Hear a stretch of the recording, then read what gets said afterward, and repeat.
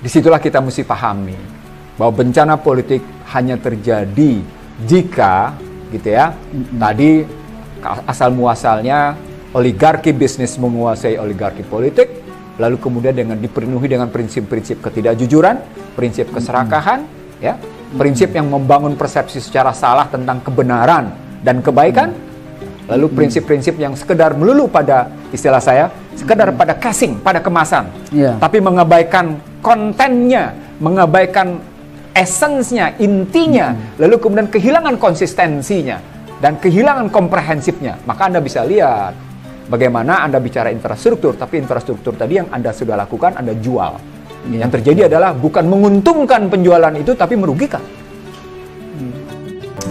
Bismillahirrahmanirrahim. Assalamualaikum warahmatullahi wabarakatuh. Waalaikumsalam warahmatullahi wabarakatuh. Alhamdulillah, pemirsa IC Trilso, kembali kita berdiskusi, melanjutkan ini Bang Nursi dengan Dr. Ihsanuddin Nursi dan saya Fusun Mulia. Kita melanjutkan diskusi sebelumnya. Diskusi sebelumnya kita punya banyak sekali isu bencana-bencana ya. Jadi ada bencana alam, non-alam, sosial dan ekonomi. Dan ternyata kesimpulannya ada di bencana pemikiran gitu ya. Jadi ini tidak take it for granted kalau kita mau mengkritisi, melihat dan sebagainya. Cuma dari diskusi sebelumnya itu banyak sekali nih Bang Nursi selalu bicara, oh ini urusannya tetap, atau karena saya melihatnya sebagai as a political scientist gitu ya, selalu urusannya ini negara. Dan kita waktu itu Bang Nursi juga bicara tentang leadership kayak gitu ya. Jadi kepemimpinannya itu sendiri. Jadi bagaimana rakyat dan hubungan rakyat kepada pemimpin dan sebaliknya pemimpin ke rakyat. Nah Bang, kalau bicara tentang kuasa kayak gitu ya, jadi kalau kita bicara tentang kepemimpinan, tentang kuasa, dan tentang bagaimana sebetulnya political disaster yang nantinya ini juga akan menjadikan ketidakpuasan masyarakat, warga negara, dan akhirnya terjadi yang sebelumnya saya juga bicara tentang political unrest kayak gitu ya, jadi terus menerus puasan rakyat dengan kebijakan-kebijakan negara. Nah kalau kita mau urut lagi Bang, kalau saya melihatnya kan selalu bicara di mana sih, dari mana sih. Menurut saya ya pemilu itu menjadi unsur penting di dalam apakah yang kita pilih itu benar-benar, kemarin kan bicara tentang jujur, padahal prinsip pemilu itu ya, mau itu ilmu barat kayak gitu ya, itu jujur dan adil, free and fair election gitu. Tapi kalau vote buying, money politics, atau teman-teman di daerah itu sekarang ada punya terminologi baru, Spanyol, tau nggak? Separuh nyolong. Vote blocking. Kayak gitu. Separuh nyolong kayak gitu ya, nyolongnya ini. Nah kalau seperti itu akhirnya kan kita punya pemimpin yang tingkat legitimasinya rendah kan. Kalau Anda tingkat legitimasinya rendah, Anda akan menggunakan semua kekuatan untuk mempertahankan kuasa itu tadi. Termasuk juga bagaimana menggunakan kekuasaan untuk supaya trust gitu ya, bayarin buzzer gitu ya, dan macam-macam, memobilisasi rakyat untuk dukungan dan sebagainya. Nah ini menjadi persoalan kita bersama. Terus kemudian kebijakan malahan tidak pro kepada seperti apa yang ada di dalam konstitusi kita, mensejahterakan rakyat ya. Pasal berapa biasanya Bang Nursi selalu bicara pasal-pasal itu, tapi kemudian kong kali kong atau kemudian disandra oleh oligarki ekonomi dan seterusnya, seperti itu kan. Nah, jadi kalau balik lagi, Anda ini mau berkuasa untuk apa? Itu biasanya pertanyaan di awal. Anda mau berkuasa untuk apa? Perjanjiannya atau sumpahnya itu adalah konstitusi di dalam konteks itu ya. Jadi melaksanakan apa yang sudah menjadi perjanjian bersama itu di dalam konteks negara ya konstitusi. Nah persoalannya ini kadang-kadang ayamnya dulu atau telurnya dulu yang jadi masalah kan gitu nih. Jadi kalau kita lihat partai politik disandra oleh oligarki politik ya, berarti disandra oleh oligarki bisnis ekonomi atau bisnis yang gitu. Tapi sosialnya juga ada yang 3B itu kan. Dalam konteks itu badut, bandar, bandit kayak gitu ya dalam konteks ini. Diingatkan lagi apa yang dimaksudkan dengan 3B dalam konteks ini. Nah, balik lagi bagaimana ini kita menjelaskan kepada pemirsa dari mulai data-data yang kita kumpulkan, yang Bang Nursi juga kumpulkan, membicarakan tentang political disaster atau kebencanaan politik yang kita hadapi, terutama beberapa dekade terakhir ini. Ya, jadi kita nggak balik lagi ke era zaman Orde Baru, nggak. Yang reformasi ke sini saja kita bisa melihat. Satu generasi sudah satu generasi, udah 22 tahun ya. Satu generasi. Apa yang kita achieve, apa yang kita dapatkan di dalam konteks itu. Nah, kita melihat dari situ dulu Bang, baru nanti kita diskusikan bersama-sama seperti apa dari data yang kita kumpulkan. Karena tadi Husnul memulai dari pemilu, ya kan? Maka kita pahami dulu pemilu itu apa. Baik ilmu politik atau ilmu negara. Jadi kalau pakai fakultas ilmu sosial, ilmu politik, dia menggunakan ilmu politik ya, pengantar ilmu politik. Kalau pakai fakultas hukum, dia menggunakan ilmu negara. Nah, apa itu pemilu? Pemilu adalah kontrak baru antara masyarakat dengan mereka yang warga negara. Iya, warga negara gitu ya. Warga negara dengan para pemimpinnya, dengan kelompok masyarakatnya gitu ya. Dalam rangka melakukan pergantian atau sebuah siklus pemerintahan. Jadi pergantian kekuasaan atau siklus kekuasaan itu dalam rangka dilaksanakan pemilu dalam rangka terus-menerus melakukan perbaikan atas kontrak-kontrak politik yang dilakukan. Jadi munculnya di situ adalah sebuah kontrak politik. Yang kontraknya di mana? Jual janji. Jual janji di situ kan. Jadi ada kontrak politik yang dilakukan. Sebenarnya bukan hanya kontrak politik, Husnul. Ada juga kontrak sosial. Jadi kontrak sosial. Ada kontrak ekonomi. Misalnya isinya adalah soal janji-janji politik tadi. Jadi ada kontrak yang selalu diperbaharui melalui siklus 5 tahunan, gitu ya, dalam rangka tadi memperbaiki kehidupan jauh lebih baik. Nah, sehingga mereka yang memperoleh amanah itu memang menjalankan kehidupan untuk lebih baik berdasarkan siklus kenegaraan atau siklus pemerintahan tadi yang 5 tahunan. Gitu. Nah, artinya pemilu memang menjadi titik picu, titik awal bagi upaya satu masyarakat, satu warga negara, satu bangsa untuk terus-menerus melakukan perbaikan atas kehidupannya. Jadi kalau pemilu ke pemilu yang lain tidak memperbaiki kehidupan masyarakat, itu berarti ada yang salah, gitu. Karena tujuannya adalah memperbaiki kehidupan untuk meningkatkan terus perbaikan kehidupan masyarakat berdasarkan mandatory konstitusi mandatory, berdasarkan amanat konstitusi. Kalau pakai bahasa kerennya amanah konstitusi.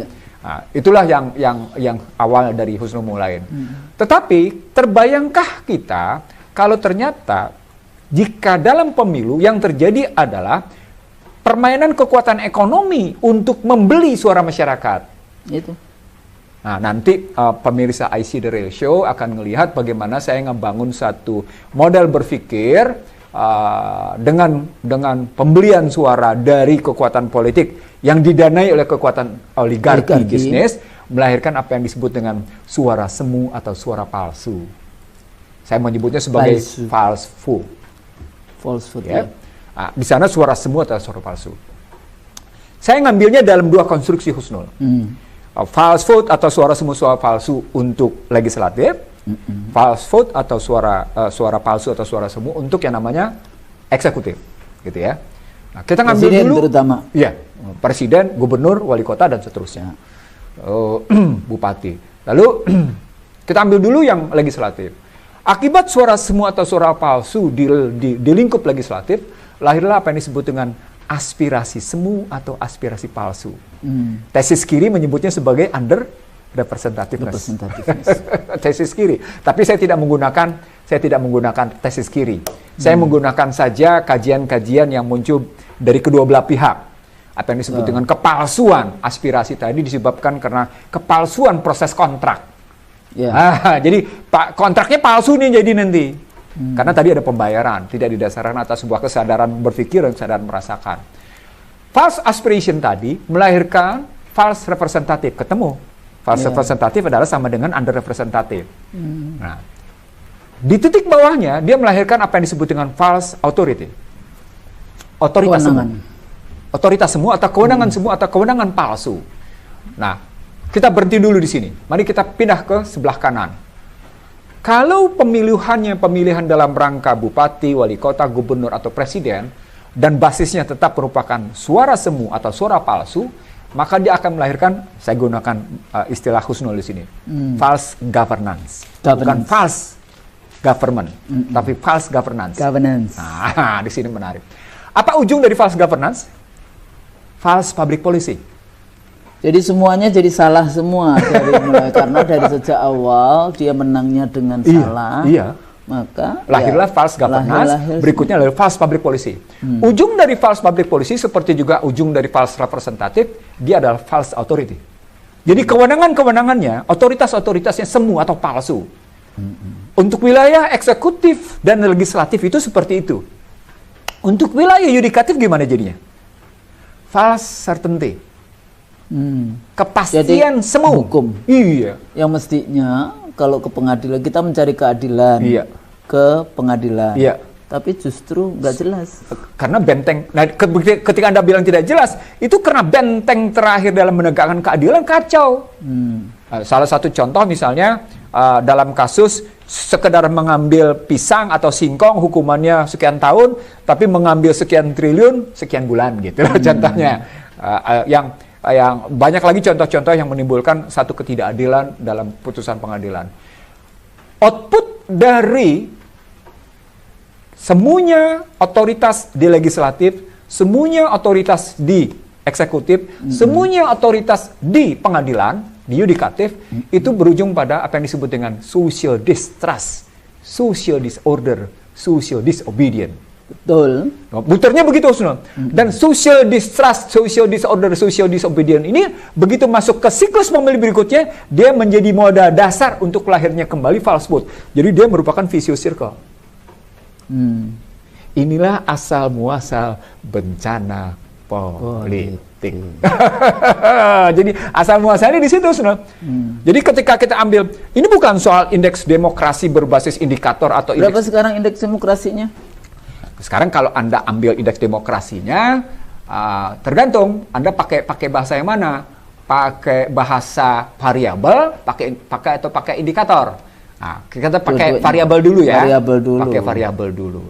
Kalau pakai variabel dulu, indeks demokrasi Indonesia untuk variabel kebebasan berkumpul dan berserikat itu kelihatannya naik, Husnul. Kelihatannya naik. Statistik, karena angkanya dari 8,235 di 2020 menjadi 86,79. Untuk kebebasan berpendapat menurun, Husnul. Dari 66,17 menjadi 56,06. Pertanyaan, kok nggak sinkron ya? Apa yang terjadi? Bagaimana menghitungnya? Atau bagaimana membacanya? Satu. Yang kedua, pada konstruksi ini analisis statistik, Husnul. Karena Anda sudah menggeser tadi pendekatan sistem yang saya bangun, itu tadi pendekatan sistemik. Lalu Anda menggeser ke dalam indeks berdasarkan angka, maka pendekatan statistik ini nanti harus didekat juga dengan perilaku, Husnul. Maka langsung saya tabrakin antara analisis kebebasan berpendapat dengan kebebasan berserikat. Dan ternyata tidak konsisten. Bagaimana mungkin kebebasan berpendapat menurun, tapi kebebasan berserikatnya, kebebasan berkumpulnya membaik. Nggak ketemu. Bagaimana mungkin Anda cuma sekedar ngumpul dalam demokrasi berserikat, tapi kemudian Anda tidak membaik pada kebebasan berpendapat, padahal berpolitik itu berpendapat. Freedom of expression.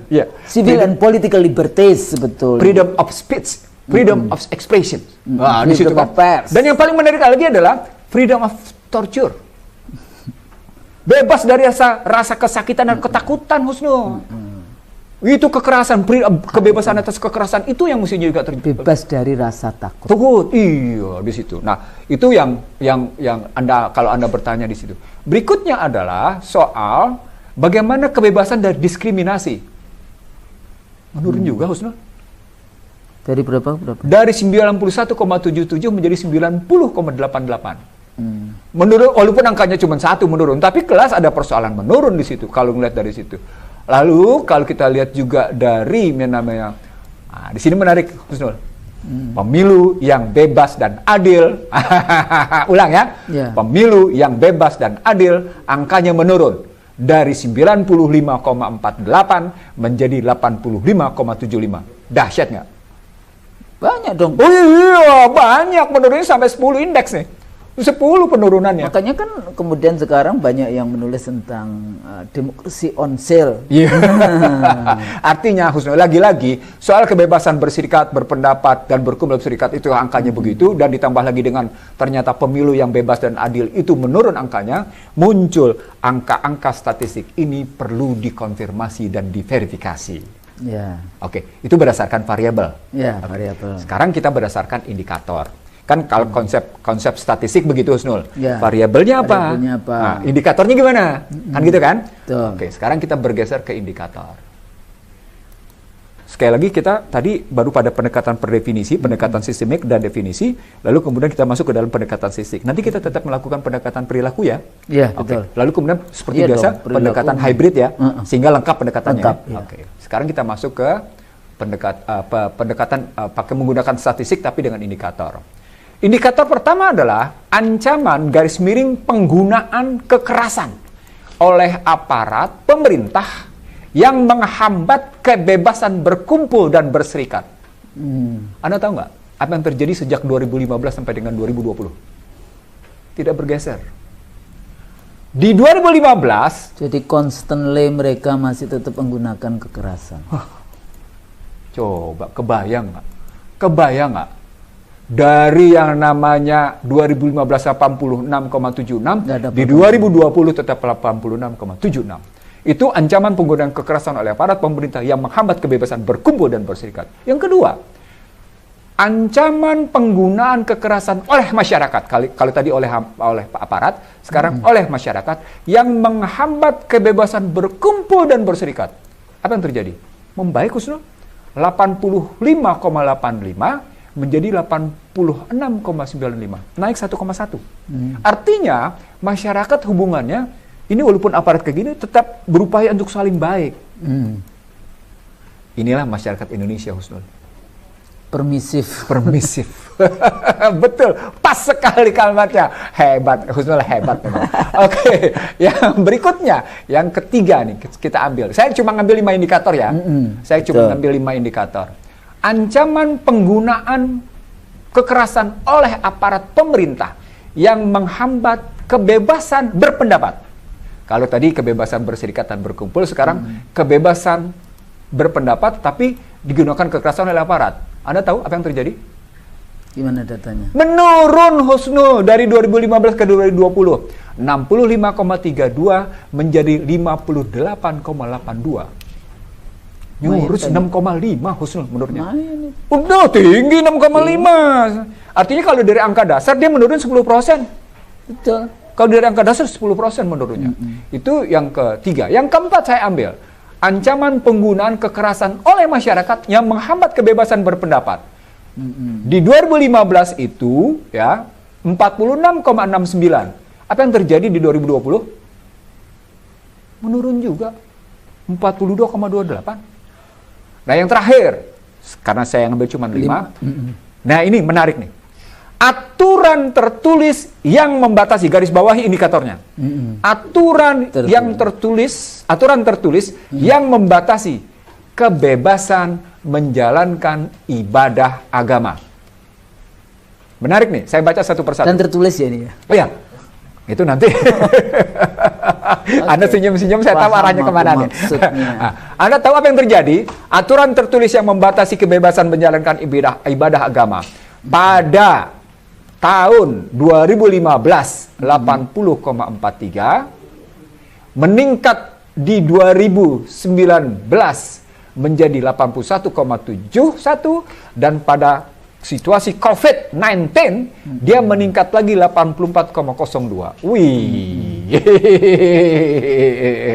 Jadi ini era COVID malah lebih itu.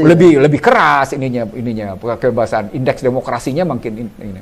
Nah, dari situasi ini mari kita dekati dengan perilaku, Husnul. Kalau tadi pakai pendekatan angka, pendekatan statistik, pada pendekatan perilaku. Yang disebut dengan berpolitik adalah selain kebebasan berserikat, berkumpul, berpendapat, selain soal menyatakan pendapat, itu juga kebebasan dari rasa takut, Husnul. Itu juga harus menunjuk bagaimana freedom from fear. Iya, freedom of fear. Itu harus muncul di situ. Jadi ada indikator ini tegas sekali mesti dibangun. Bahkan kalau kita lihat diukur oleh BPS misalnya, BPS juga melihat di sini tentang bagaimana demonstrasi seharusnya difasilitasi, baik dalam rangka sifatnya untuk hal-hal yang sifatnya sangat spesifik maupun sifatnya yang sangat spesifik misalnya tentang upah. Itu kan sangat spesifik, sangat spesifik. Tapi ada juga kemarin yang sangat spesifik tentang undang-undang Cipta Lapangan Kerja. Wah, itu kan luar biasa itu. Dan beberapa ditangkap. Bahkan ketika 10 bulan sudah ditahan. Iya, dan kemudian balik dibatalkan. Nah, itu terus gimana? Nah, itulah yang disebut dengan masuk ke dalam persoalan tadi kebebasan menyatakan pendapat. Dalam bahasa yang persoalan kita pernah bilang, Mbok ya pemikiran tuh jangan diadilin. Betul. Pemikiran tuh. Jadi ini masih lanjutan dari video sebelumnya. Kita bicara tentang. Makanya kita bicara soal kebebasan, soal tadi bagaimana kita melihat kuasa tercela atau kuasa mulia, gitu ya. Kan mikirnya gitu. Bagaimana kuasa tercela atau kuasa mulia tadi itu juga bisa kita lihat dalam perspektif bagaimana kuasa itu dijalankan dengan prinsip-prinsip amanah, ya, lalu kemudian sidqah, lalu kemudian fatonah dan tablik serta ihsan. Kalau kita mau ngambilnya di situ.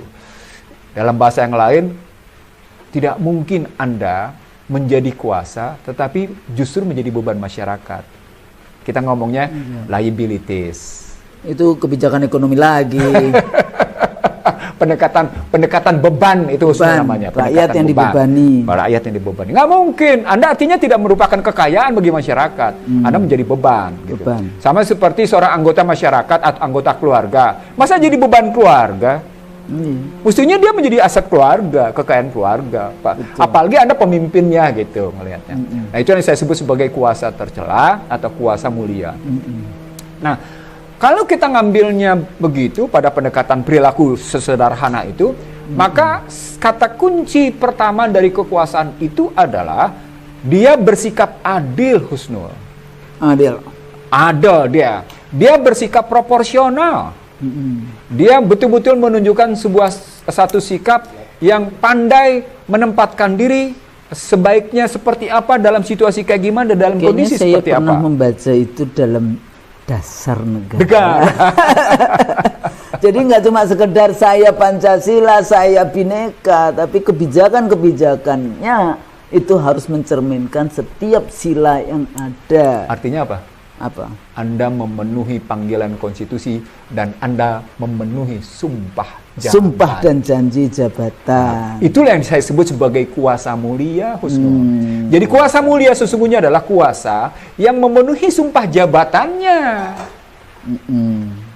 Karena begitu kuasa itu tidak memenuhi sumpah jabatannya, dia bergeser menjadi kuasa tercela. Itu problemnya yang tampak disadari oleh banyak kalangan ketika mereka ada menjadi pemburu kuasa, istilah saya, power seeking. Atau dalam bahasa buku Bangsa Terbelah, power hunter. Power seeking, kalau di politik biasanya power seeking, tapi mungkin ekonomi jadi power hunter. Power hunter.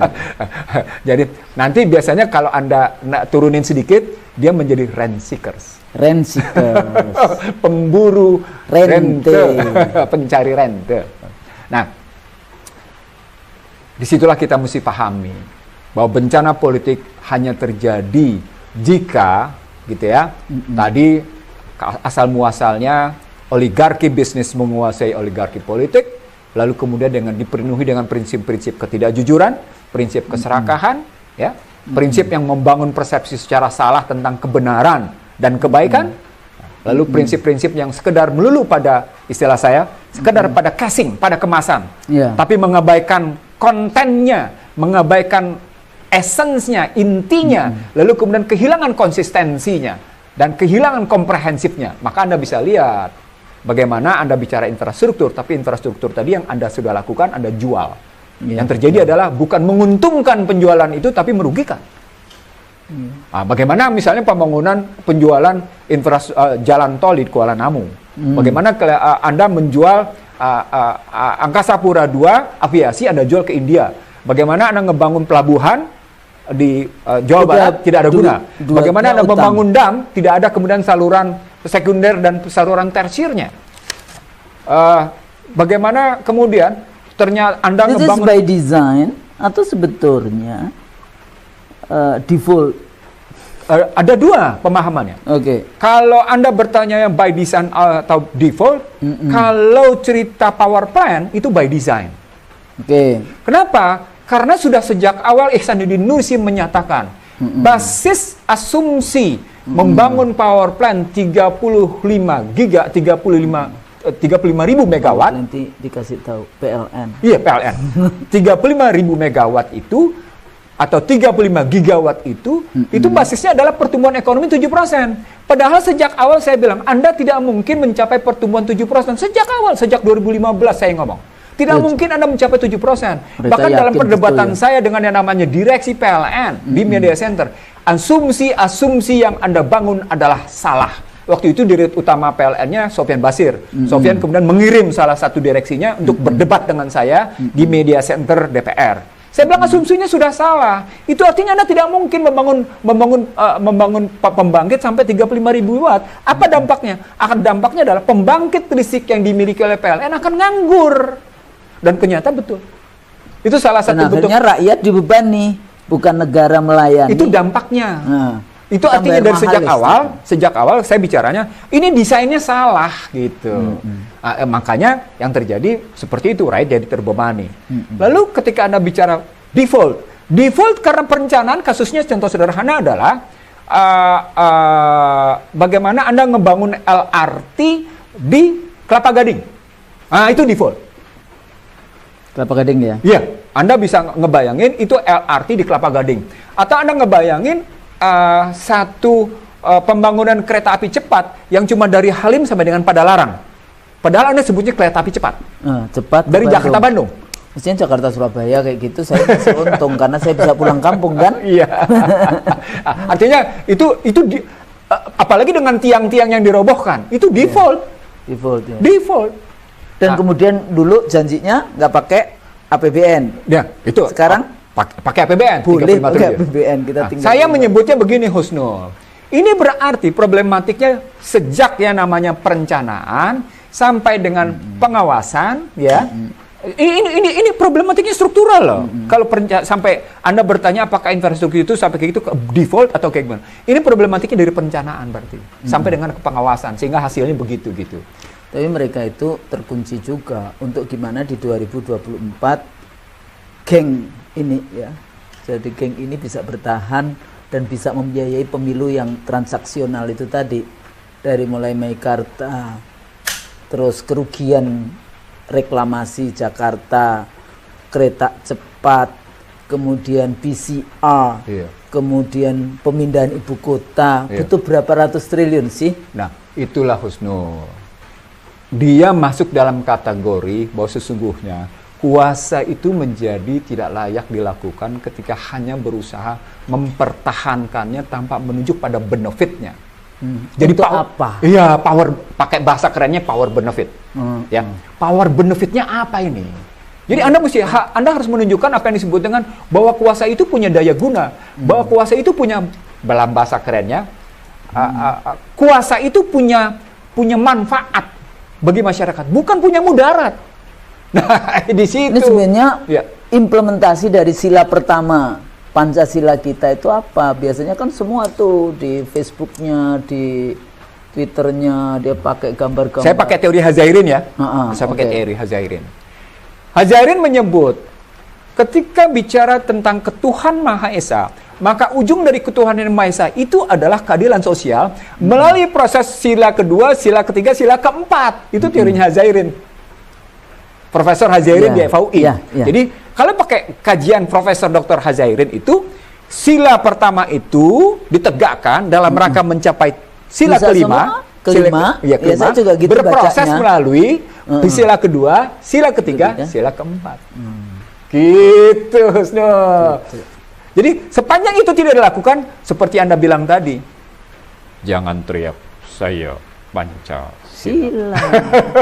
Jangan teriak, saya Bhinneka Tunggal Ika. Tapi isinya jangan bangga dengan kalimat, saya Bhinneka Tunggal Ika. Dan ditambah sekarang juga mati. Intoleran dan sebagainya, semuanya digunakan semua untuk meminggirkan kekuatan-kekuatan politik. Itu yang saya sebut sebagai mereka gagal belajar semantik. Sorry itu sih harus saya bilang. Mereka gagal belajar semantik. Termasuk juga sedikit-sedikit kita kalau orang Islam suka dikatakan sara, padahal yang menggunakan terminologi diksi sara kan pemerintah. Deradikalisasi siapa? Ya, itu nanti sampai global. Iya, tapi kenapa dia pertanyaannya ada nggak pemirsa kelompok-kelompok yang pemirsa yang nonton kita? Ayo, siapa yang dapat proyek-proyek deradikalisasi? Ayo. Tahu saya. Cuma saya terkadang kasihan. Tanpa belajar semantik dengan baik, Anda langsung mengunyahnya gitu loh. Sama seperti Anda mengunyah istilah reformasi. Saya kritik habis-habisan. Tapi tetap 99,sekian% mengunyah habis istilah reformasi. Kok nggak belajar secara semantik ya, reformasi itu apa? Coba dekati secara semantik. Apalagi diikuti lagi dengan reformasi struktural. Terus tidak belajar lagi dengan istilah deregulasi. Kok nggak belajar ya secara semantik? Dari mana? Iya, bukan sekedar dari mana, tapi meanings and meanings-nya itu loh. Jadi itu yang kalau yang saya selalu bicara deregulasi dan sebagai debirokratisasi, itu kan gerakan-gerakan dari bukan gerakan sih, pemikiran-pemikiran yang berkembang oleh Chicago Boys istilahnya. Yang itu sebetulnya memperkuat bagaimana mempertahankan liberalisme, neoliberalisme, dan sekarang apa? Ultra neoliberal. Udah neo pakai ultra lagi. Dan hasilnya ultra modern slavery system. Anda budak tapi Anda tidak merasa sebagai budak. Wah, dahsyat kan? Anda lagi. Diperintah balik tapi lagi Anda, Bang. Yang tadi jadi tadi kita sudah melihat variabelnya, sudah melihat indikatornya. Terus apa lagi? Perilakunya sudah kita lihat. Hybridnya sudah kita kasih tahu juga, sudah kelihatan. Gitu. Mestinya hybrid secara konsepsional begitu gitu. Lupa. Kadang-kadang menjelaskan kepada misalnya jelas ya, misalnya partai politik, caleg, calon-calon presiden. Untuk apa sih berkuasa dengan cara money politics, transaksi, Spanyol, separuh nyolong dan sebagainya. Padahal kalau Anda beriman, Anda pasti tahu kan rezeki Anda itu sudah ditulis di atas. Kan tinggal menjemput dengan cara halal kan dapat juga. Dan sayangnya pemahaman tentang rezeki itu terbatas hanya pada uang. Dia lupa jabatan, posisi, kesehatan Kita masih punya iman, kita masih itu semua rezeki. Saya bisa tetap berdialog dengan seorang Husnul Maria, itu rezeki. Saya masih bisa berkomunikasi dengan IC dari pemirsa, kita bisa rezeki. Itu rezeki luar biasa. Dan dari rezeki itu Anda mesti disuruh ngapain? Berbagi, menginfakkan rezeki. Maka sekarang saya sedang berbagi dengan Husnul, sama seperti kita berdua sedang berbagi dengan pemirsa IC dari Jadi kita saya juga belajar lagi walaupun saya sudah ini. Tapi nanti ada di slide saya Husnul, dikonstruksi seperti ini. Karena ujung dari slide saya adalah bagaimana sesungguhnya kecerdasan sosial itu mengangkat setiap komponen masyarakat sampai pada tingkat kepemimpinan menjadi bagian yang berkontribusi untuk kebaikan. Tapi biasanya Bang, ini juga seringkali disalahkan juga. Politisi-politisi itu cuma menggunakan definisinya kekuasaan atau politik, who get what, when, and how. Siapa mendapatkan apa, kapan dan bagaimana. Akhirnya hanya siapa mendapatkan apa, kapan dan bagaimana. Harold Laswell di dalam konteks teori itu. Karena memang itu pragmatis materialisme, Harold Laswell itu. Jadi yang tidak dipahami. Dan dia bukan political scientist bukan. Jadi tapi memang dia pengembang pemikiran pragmatis materialisme karena pemikiran begitu. Who get what, when, and how. Itu power orientednya cuma materialisme tuh. Materialisme. Iya. Bagaimana mendapatkan kekuasaan untuk satu langkah kekayaan. Iya. Padahal kalau di dalam konteks ilmu politik sendiri sebetulnya yang paling tinggi ini kita pelajari itu adalah norma politik itu kan the virtue of politics kan keadilan, tadi, gitu kan? Keadilan sosial itu tadi. Keadilan sosial, kemudian kejujuran. Jadi norma agama. Jadi jangan berpikir bahwa Barat dalam konteks itu tidak ada. Dulu antara state and church gitu ya. Itu nggak dipisahkan. Baru kemudian gerakan Protestanisme. Ya, pemisahan antara gereja dan negara. Tapi kalau Katolik enggak kan di dalam konteks itu. Nah, Islam ya tidak. Nah, jadi norma agama itu paling tinggi di dalam ilmu politik. Tapi kan kita sekarang sepertinya selalu mengatakan agama jangan dicampur aduk dari ini ngawur aja, itu enggak. Kemudian dia bicara filsafat kayak gitu kan, filsafat politik. Tinggal zaman bang. Norma moral kayak gitu kan. Kemudian pemikiran politik itu nalar gitu kan, nalar ilmiah. Bagaimana ya itu tadi kemudian kuantifikasi dan sebagainya di dalam konteks pemikiran itu, bahkan pemikiran saja kayak zaman Plato, Aristoteles yang 350 tahun sebelum Masehi, lompatnya ke Rousseau yang 1700-an kayak gitu. Nah ini diantara zaman itu apa nggak ada negara, nggak ada kekuasaan, nggak ada contoh negara-negara yang hidup. Baru nalar etik, ideologi politik, dan yang banyak ini untuk menjelaskan materialisme. Itu kemudian kita bicara public ethics, praktek politik. Dipikirnya ilmu politik itu cuma mempelajari praktek politik yang sikut-sikutan itu saja. Tapi ide tentang bagaimana moral agama, moral etiknya itu dianggapnya itu bukan ilmu politik. Gitu. Padahal itulah the virtue of politik, bagaimana membangun masyarakat yang sejahtera, bagaimana adil, ya menjadi pemimpin juga dia bisa adil kayak gitu kan. Kalau dalam slide saya, the virtue of politik adalah dignified society. Dignified. Ya. Jadi nanti slide-nya juga pemirsa bisa lihat. Jadi bagaimana the virtue of politik itu adalah dignified society, masyarakat yang bermartabat. Artinya kuat akhlakul karimahnya, kuat adabnya. Jadi bukan negaranya, koalisinya dengan bukan kolusi yang dulu kita bahas tentang state corporatism, state corporate crime kayak gitu ya. Bagaimana demokrasi korporasi, state corporate crime, ya kejahatan yang dilakukan oleh negara dan korporasi gitu kan. Nah, gimana rakyatnya? Nyontek. Betul sekali. Karena air mengalir dari atas ke bawah. Jadi jangan rakyatnya melulu yang dikejar-kejar tadi. Datanya kan bagaimana aparatus negara lebih banyak digunakan untuk menggilas freedom of pers, freedom of expression, berserikat, berkumpul. Padahal itu unsur utama kalau kita bicara demokrasi, civil and political liberties. Nah dari konteks ini Bang, kira-kira what can I do, what can we do di dalam, atau masyarakat atau para pemirsa ini dalam lihat kuasa, kalau dalam leadership jadi aktornya gimana? Nanti juga ada slide-nya khusus. Jadi saya punya slide bagaimana ujung dari ini gitu ya. Tapi saya ingin mengatakan ini soalnya adalah ketika kita bilang apa yang kita mesti lakukan dan bagaimana ke depan seperti biasa gitu. Pertanyaan pertamanya menjadi begini. Kita dekati sistem atau kita dekati pelaku? Atau kita dekati dua-duanya? Pendekatan sistem, systemic approach, atau actor approach. Kan gitu ya? Pendekatan multi level jadinya. Wah, ketika sampai pada kedua-duanya akhirnya dia bukan sekedar multi level, multi struktural. Multi level analysis ya, multi structure. Iya, multi structure. Iya. Nah, kalau pendekatannya seperti itu, suka tidak suka memang masuk dalam kajian sistem. Dan kalau masuk dalam kajian sistem, wajar kalau orang teriak-teriak bahwa Undang-Undang Dasar 2002 adalah sistem yang salah.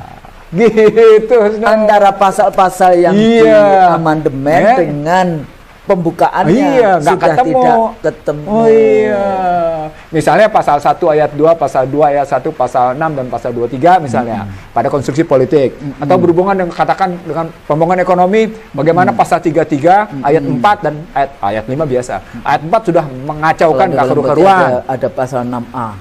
Itu tadi. Tapi ternyata Bang, kalau kita pelajari konstitusi kita, Ya. dulu yang 7 kata itu, Ya.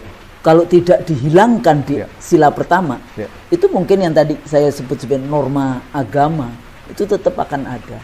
Yang kedua lagi itu pasal 6A yang diubah jadi orang Indonesia asli ya. Itu sebenarnya plus Islam loh.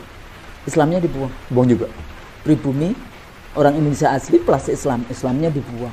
Sehingga kita memang tidak ada cantelan di dalam konteks di mana norma agama di dalam konteks agama dalam konteks itu salah. Anda bicara negara agama, Indonesia bukan negara agama, kata mereka begitu. Siapa namanya?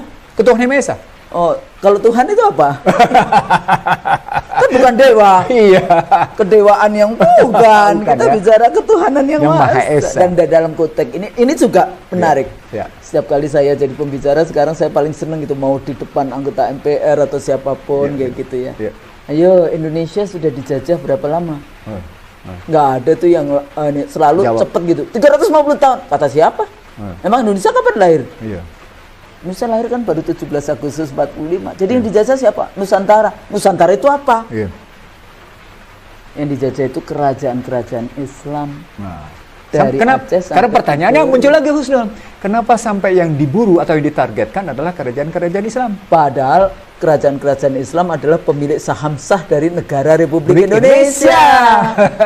Itu loh maksudnya. Jadi tolong jangan rezim, jangan kemudian. Nah, di sini sebetulnya bisa saja.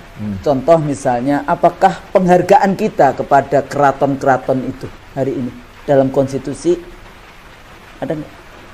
Saya Utusan daerah itu sebetulnya itu sama utusan golongan. utusan golongan. Mestinya itu. Nah, itu makanya saya bilang tadi, dia merupakan bagian dari pasal 2 ayat 1. Setelah MPR tidak lagi menjadi wujud penjelmaan kedaulatan rakyat.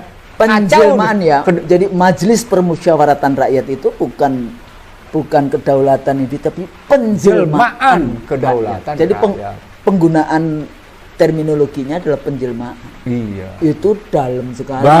Dalam sekali. Nah, karena itu kalau saya dalam perdebatan saya dengan sejumlah petinggi dari kekuatan politik tertentu saat itu yang diakui saat itu, dalam hal ini adalah fraksi TNI Polri, saya tegas-tegas menyebut tentang pentingnya mengatur secara resmi, secara legal, secara baik, secara strategis, struktural dan kultural tentang apa yang disebut dengan DPR, apa yang disebut dengan utusan daerah, apa yang disebut dengan utusan golongan sebagai komponen utama dari majelis yang merupakan penjelmaan kedaulatan rakyat. Penjelmaan. Nah, konsep saya waktu itu di 97 ini melalui pemilu, ini melalui elektorat, yang utusan daerah.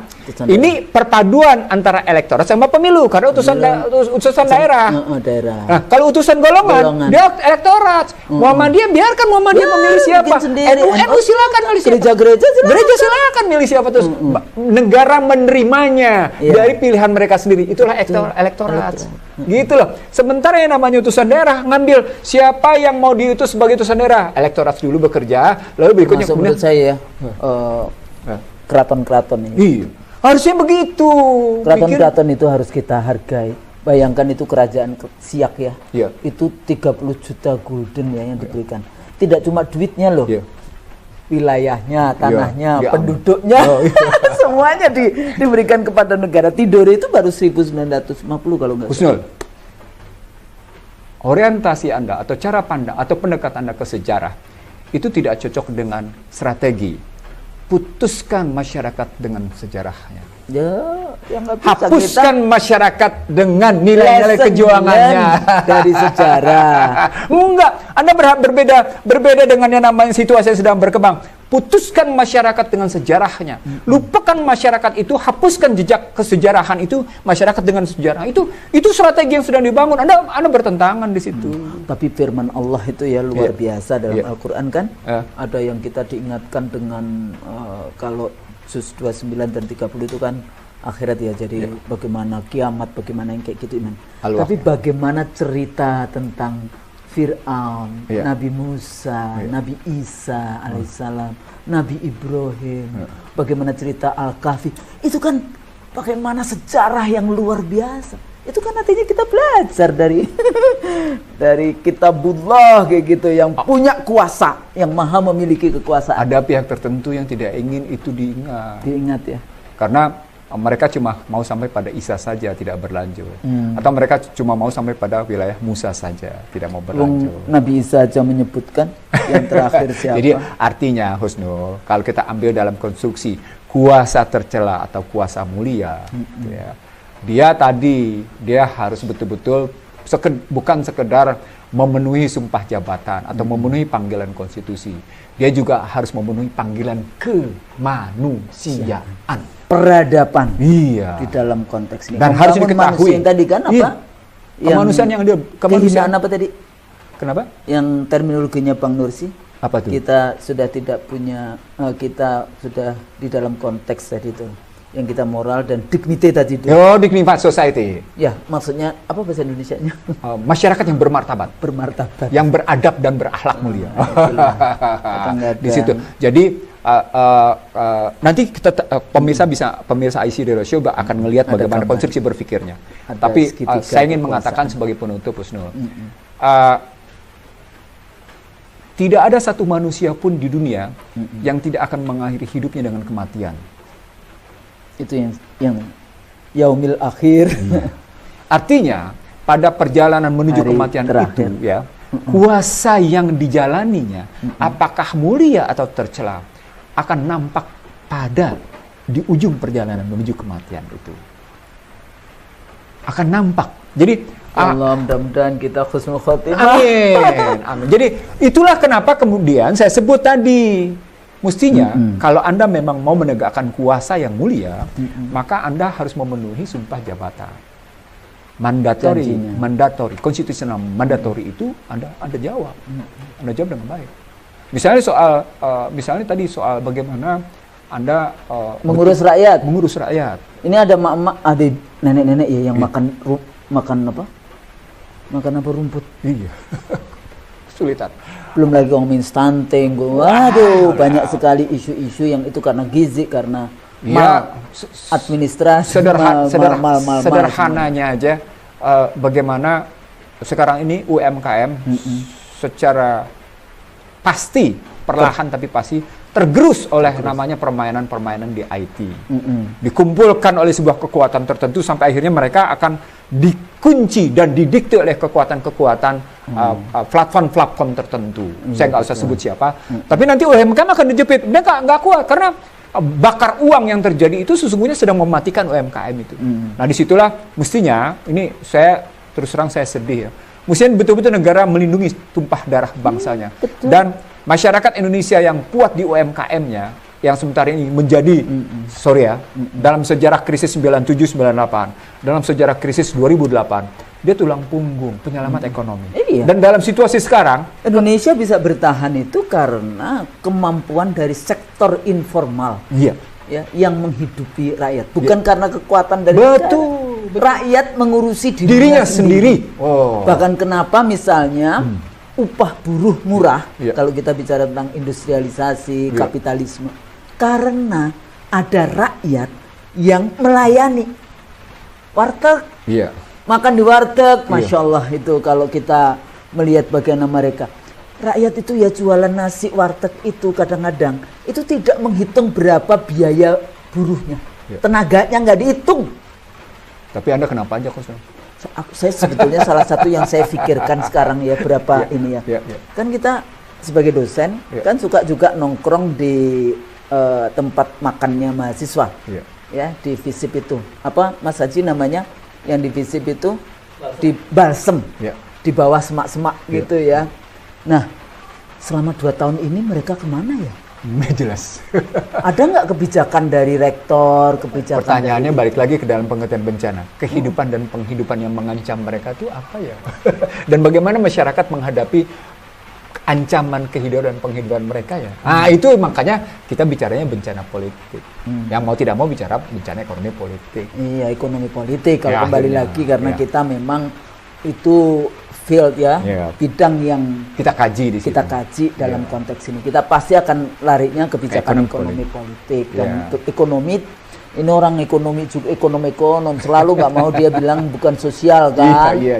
Mana bukan sosial kayak gitu. Memang induknya ilmu sosial kok. Oh iya, induknya ilmu sosial tapi suka nggak mau ekonometrik saja. Ekonometrik itu nggak bunyi kalau nggak ada politiknya. Makanya saya bilang pendekatannya hybrid. Nah, jadi bukan sekedar ekonometrik, tapi ada behaviornya dan kemudian ada hybridnya. Jadi mau tidak mau, siapapun yang belajar ekonomi makro, siapapun yang belajar moneter, mestinya belajar tentang pendekatan-pendekatan perilaku. Pendekatan-pendekatan yang sifatnya ada sosiologinya di situ, gimana masyarakat kita. Mereka selalu konstanta, ada variabel konstanta kayak gitu. Padahal disitulah sebetulnya yang pendekatan perilakunya terjadi kan di dalam konteks itu. Nah, saya kira jadi gitu. Jadi tadi teman-teman kayaknya memang bagaimana gerakan-gerakan apa yang bisa kita lakukan, gerakan-gerakan makanya saya bilang kalau seorang presiden cuma lempar-lempar sembako itu urusan majelis taklim kok. Ya. Jadi ibu-ibu yang ngumpulin majelis taklim juga nggak ngelempar, Husnul. Nggak ngelempar, nggak maksudnya sembakonya. Sembakonya. Kalau majelis taklim insya Allah berakhlak mulia kayak gitu ya. Dalam konteks itu, masa presiden kerjanya cuma ngasih-ngasih sembako. Presiden itu yang tadi itu kebijakannya itu loh. UMKM-nya diberesin, mindset-nya juga harus diberesin, pembangunan seperti apa harus diberesin kayak gitu. Jangan cuma sekedar yes sir IMF, World Bank dan corporate dunia kayak gitu ya, global maupun nasional. Jadi secara umum sebagai penutup saya ingin mengatakan dengan semakin makin menjauhnya kenyataan dengan perintah konstitusi, itulah bencana politik. Betul. Semakin jauhnya antara sebetulnya itu perjanjian berbangsa dan bernegara dengan kenyataan di luar kan mensejahterakan mana? Tapi jangan salah loh. Nanti kita harus cari tuh. Dulu itu ternyata ada beberapa kerajaan-kerajaan itu yang ada perjanjiannya. Salah satunya adalah mensejahterakan rakyat. Makanya kemarin ketika ada satu aset yang mau diambil oleh satu institusi pemerintahan di luar negeri sana, semua orang ribut gitu. Tapi lagi-lagi Husnul, pemerintahan yang baik adalah pemerintahan yang memegang mandat untuk membangun kebijakan-kebijakan yang outputnya makin mendekati perintah konstitusi. Secara positifnya gitu. Tapi kalau dalam cuma output ini, outcome dan multiplier effect. Jadi kalau pendekatan multistruktur artinya outputnya itu makin kelihatan bahwa kita mendekat dengan cita-cita kehidupan berbangsa dan bernegara. Dan sudah terbukti undang-undang omnibus bukan pro kepada ini, walaupun masih dikasih waktu 2 tahun untuk melanggar konstitusi. Itu. Iya. Nah, lalu berikutnya kita harus sampai pada satu sikap bahwa kegagalan mendekati cita-cita itu adalah bentuk kegagalan pemerintah atau kegagalan negara tuh Husnul. Ya rezim yang berkuasa, tapi biasanya itu interchangeable antara negara dan rezim yang berkuasa. Itulah buku saya, Negeri Amburadul. Negeri Amburadul. Mudah-mudahan apa yang kita sampaikan ini bisa menjadi analisis dan gerak kita. Insya Allah mudah-mudahan dari level individu bagaimana kita memiliki kepedulian dengan sesama, tapi pada level politisi, makanya ini juga mau pemilu, sekarang juga mau rekrutmen anggota KPU juga tidak hanya cuma sekedar penyelenggara pemilu, tidak cuma sekedar ini tanyakan pada dirimu, Anda bisa jadi the guardian of democracy atau tidak, gitu ya. Kalau saya bukan lagi the guardian demokrasi, apa? The guardian of preamble. Preamble. Iya. Guardian of preamble itu politisinya, kalau KPU-nya enggak lah. Enggak, kan dia bagian dari proses siklus ketatanegaraan. Ya kalau kita ngomong negara ya. Iya. Dia adalah pelaksana konstitusi. Iya. Pasal 22E ayat 5. Iya. Lupa saya. Iya, maafkan manusia tetap aja ada lupanya. Iya, makanya saya bilang dia bagian dari sebuah siklus ketatanegaraan. Betul. Dia bagian dari siklus upaya untuk terus makin memperbaiki kehidupan secara periodik. Itu. Ada lagi yang menginginkan apa? Diperpanjang. Oh iya. Nanti jadi panjang lagi. Panjang lagi. Tapi mudah-mudahan apa yang kita sampaikan ini menjadi satu pembelajaran. Amin. Jadi mempelajari sejarah juga sebagai satu suatu pembelajaran. Ya. Siklus yang Bang Nursi sampaikan itu kan pembelajaran. Ya kan, siklus, cycle di dalam konteks itu. Dan jangan kemudian dihinakan di dalam konteks itu. Mudah-mudahan apa yang kita sampaikan ini menjadi ada hikmahnya. Amin. Dan menjadi ilmu-ilmu yang bermanfaat supaya kita menjadi bangsa yang semakin atau negara rakyat yang semakin cerdas. Amin. Menjadi pemimpin yang punya dignity. Dignity. Anda the guardian of negara ini. Yang melahirkan dignified society, yang melahirkan masyarakat yang bermartabat. Walaupun saya seringkali kalau saya pakai statement, saya seringkali bicara tentang negara kita, kedaulatan kita ini sudah dijual, tergadaikan, sudah dijual dengan harga murah. Tanpa rasa malu. Pakai kata sifat tuh, tanpa rasa malu. Tanpa rasa malu kayak gitu, karena dilakukan dengan terbuka dan auratnya kelihatan semua, keserakahan itu kelihatan semua. Ya paling tidak contoh visual kan di dalam konteks itu. Sampai di sini ya, Bang Nursi. Insya Allah nanti mudah-mudahan pemirsa sehat-sehat semuanya, kita juga sehat, diberi umur panjang. Dan yang tadi karena tadi bicara tentang akhir, dan nanti kita juga ditanya nih, apa yang kita sampaikan, mudah-mudahan kita nanti semuanya juga pulang masih tetap mudah-mudahan dalam Islam, dalam membawa iman dan husnul khotimah. Dan karena itu sebelum kita tutup, kita harus bilang kalau salah kita mohon maaf. Kalau benar itu bukan karena Husnu Maria dan Iksanuddin Nursi, tapi karena memang Allah mengizinkan kita untuk menyampaikan yang benar adalah benar. Allahumma arinal haqqo warzuqna tinabah wa arinal batilan warzuqna tinabah. Assalamualaikum warahmatullahi wabarakatuh. Waalaikumsalam warahmatullahi wabarakatuh. Terima kasih semua. Mudah-mudahan kita akan bertemu lagi nanti di program berikutnya IC Terus.